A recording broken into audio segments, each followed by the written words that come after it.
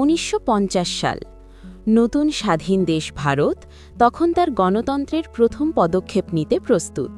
কিন্তু সামনে এক বিশাল চ্যালেঞ্জ, কিভাবে আয়োজন করা হবে বিশ্বের সবচেয়ে বড় নির্বাচন। এই কঠিন দায়িত্ব তুলে নেওয়ার জন্য এগিয়ে এলেন এক অসাধারণ মানুষ, সুকুমার সেন। তিনি ছিলেন ভারতের প্রথম প্রধান নির্বাচন কমিশনার। একজন মেধাবী আইসিএস অফিসার হিসেবে তিনি জানতেন প্রশাসনের প্রতিটি খুঁটিনাটি। কিন্তু যে কাজটি তার সামনে ছিল তা ছিল অভূতপূর্ব। 17 কোটিরও বেশি ভোটার, অধিকাংশই নিরক্ষর, আর বিশাল ভৌগোলিক বিস্তার।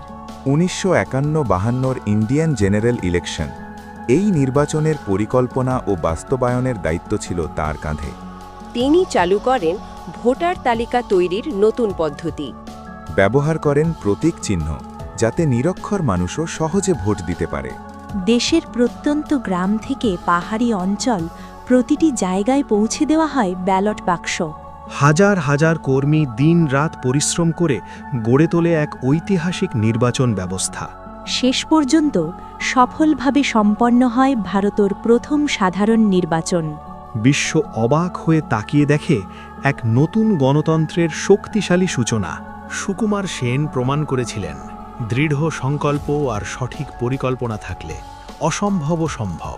আজকের ভারতের গণতন্ত্রের যে দৃঢ় ভিত্তি, তার পেছনে রয়েছে এই নীরব নায়কের অবদান।